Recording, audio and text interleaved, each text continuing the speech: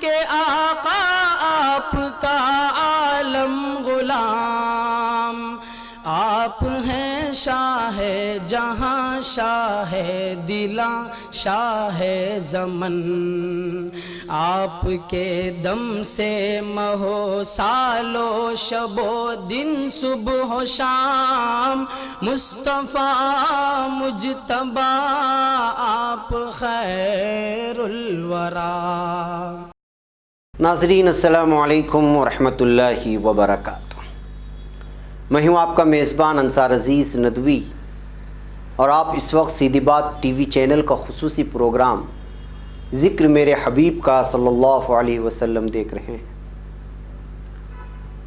ناظرین الحمدللہ یہ ذکر میرے حبیب کا پروگرام کی 40ویں قسط ہے۔ گزشتہ ہفتے آپ نے دیکھا اور سنا تھا کہ کیسے حضرت عثمان رضی اللہ تعالیٰ عنہ، حضرت زبیر ابن العوام رضی اللہ تعالیٰ عنہ، حضرت مصعب ابن عفان رضی اللہ تعالیٰ عنہ اور عمیر ابن مصعب رضی اللہ تعالیٰ عنہ وغیرہم کو ظلم و ستم کی بھٹی سے گزارا گیا، اور کس طرح دین حق کو قبول کرنے کی پاداش میں ابتدائی دور کے ان مسلمانوں نے کفار قریش کے مصائب و آلام کو جھیلا۔ ناظرین آئیے اب ہم آگے بڑھتے ہیں۔ صحابہ کرام رضی اللہ تعالیٰ عنہ کو ایذا پہنچانے اور عوام الناس کو دین حق سے روکنے اور حضور اکرم صلی اللہ علیہ وسلم کو تبلیغ دین سے دور رکھنے کے حربوں کی جو جو اقسام ہو سکتی تھی، کفار قریش نے وہ سب آزمائی اور وہ سب آزمائی گئی۔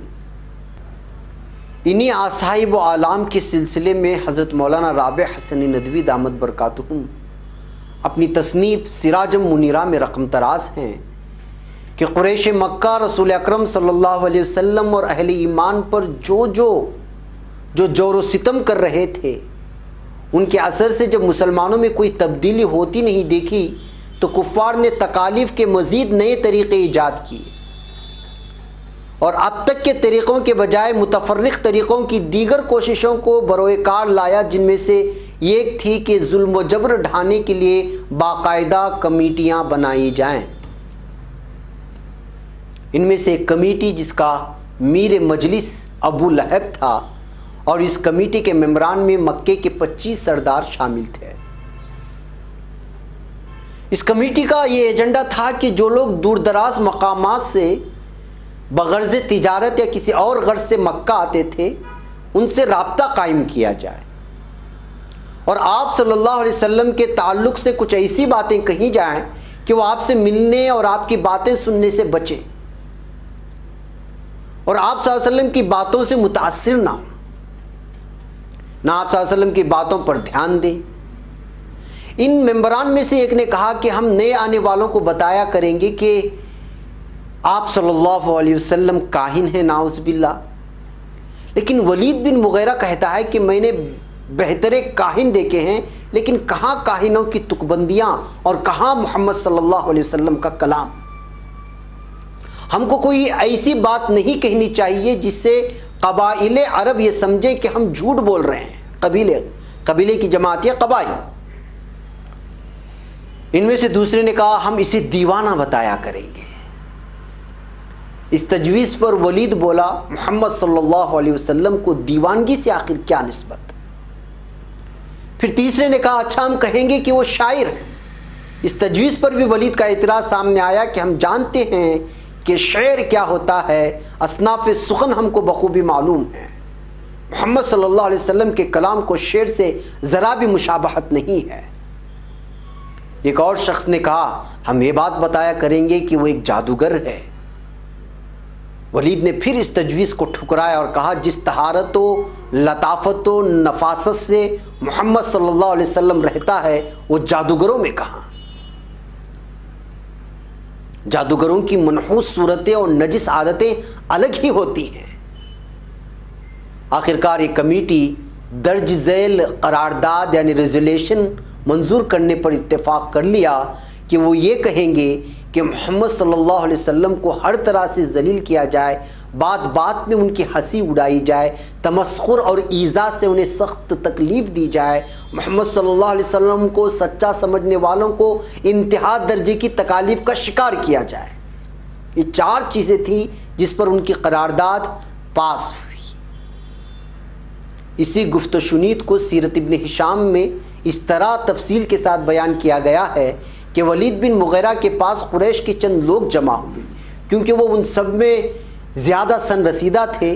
حج کا زمانہ قریب آ چکا تھا۔ ولید نے ان سے کہا، اے گروہ قریش، زمانہ حج تو قریب آ چکا ہے، ان قریب عرب کے مہمان تمہارے پاس آئیں گے۔ انہوں نے تمہارے اس دوست کا حال تو سن ہی لیا ہے، بس تمہیں چاہیے کہ اس کے متعلق ایک متفقہ رائے قرار دے لو۔ ایسا نہ ہو کہ تم میں باہم اختلاف ہو کہ ایک دوسرے کو جھٹلانے لگو یا ایک دوسرے کی بات کو رد کرنے لگو۔ انہوں نے کہا، اے ابو عبد شمس، تم ہی کچھ کہو اور ہمارے لیے کیسی رائے تجویز کر دو کہ ہم سب متفقہ طور پر وہی کہیں۔ اس نے کہا، نہیں، تم ہی کچھ کہو، میں سنتا ہوں۔ انہوں نے کہا، ہم کہیں گے کہ وہ کاہن ہے۔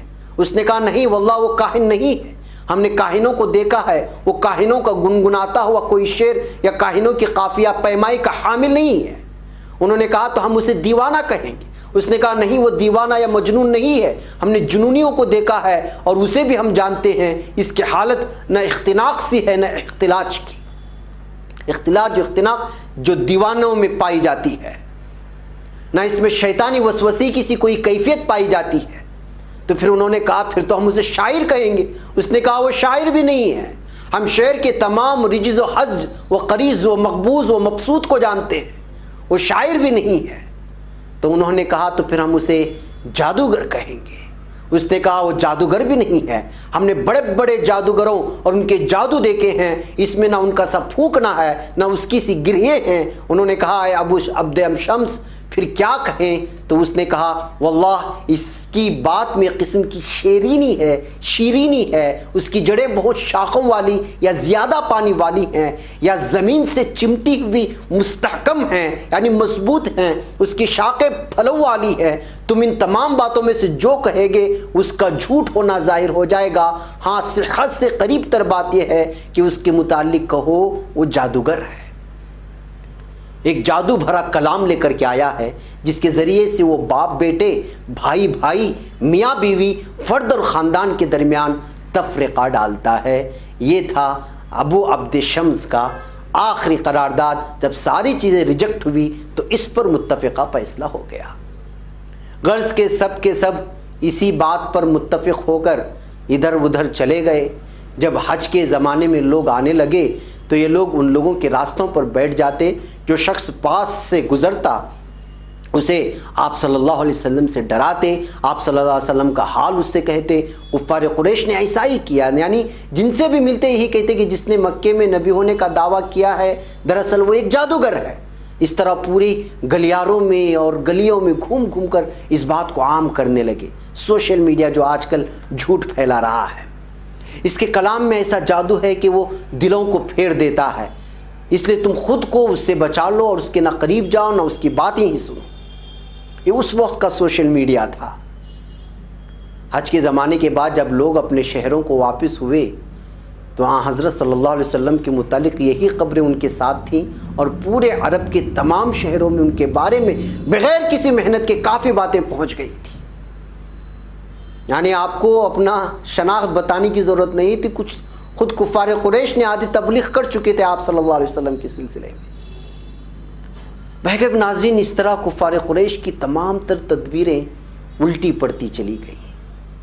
آج جیسے کہ اسلام کے خلاف، مسلمانوں کے خلاف پورا کا پورا دنیا کا میڈیا ان کے خلاف بنا ہوا ہے، اس کے باوجود سچی باتیں دوسرے راستے سے پہنچ ہی جاتی ہیں۔ بہرکیف ان کے منصوبے نہ صرف ناکام ہوئے بلکہ حضور اکرم صلی اللہ علیہ وسلم اور دین حق اسلام کے حق میں فائدہ مند ثابت ہوئے۔ یعنی کفار مکہ اپنی چالیں چل رہے تھے اور اللہ تعالیٰ اپنی تدابیر کر رہا تھا۔ قرآن کی سورہ آل عمران کی 54ویں آیت میں حضرت عیسیٰ علیہ السلام کے خلاف کی جانے والی تدبیروں کے بارے میں مذکور ہے کہ وہ مکروا ومکر اللہ واللہ خیر الماکرین۔